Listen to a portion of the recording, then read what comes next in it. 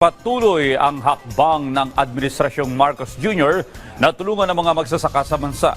Patunay rito ang inrunsad na agricultural support sa Misamis Oriental at kalapit na lugar na pinangunahan mismo ng Pangulong Ferdinand R. Marcos Jr.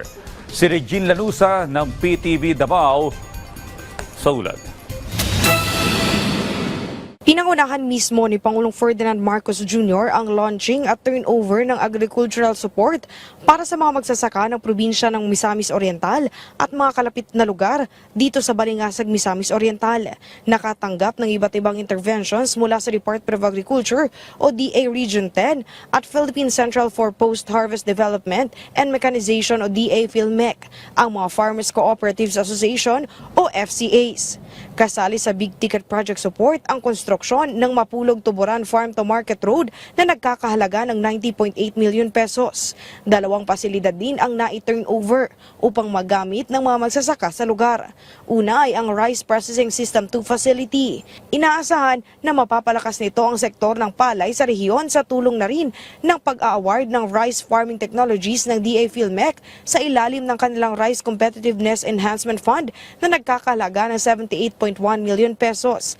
Ang nasabing pasilidad ay may isang unit ng multi-stage rice mill at 4 na recirculating dryers na siyang makakapagpalago ng productivity at efficiency ng mga magsasaka. Maliban sa nasabing proyekto ay pinangunahan din ng Pangulo ang turnover ceremony ng 350 million pesos integrated coconut processing facility.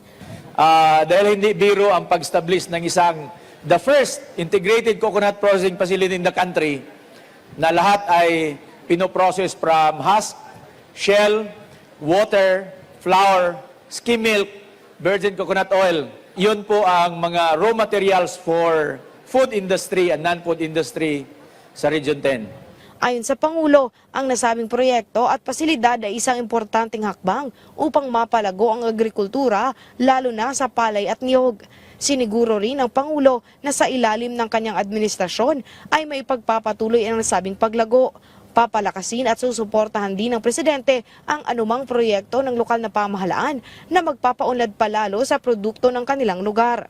Ngayong araw, nagsasama-sama tayo upang maglunsad ng isang napakahalagang hakbang tungo sa mas matatag, mas makabago at mas maunlad na kinabukasan para sa ating mga magsasaka. Ang tunay na haligi ng ating lipunan.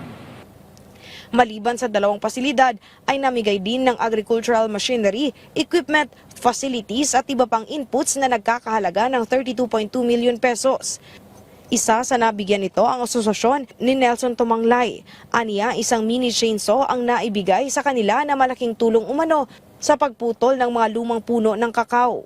Mabilis ng trabaho yung pruning at saka yung pagputol ng puno, mas mabilis na. At saka limpyo kasi yung mano-mano medyo hugaw, posible ma-damage, ma-destroy yung importante na balat ng kakao.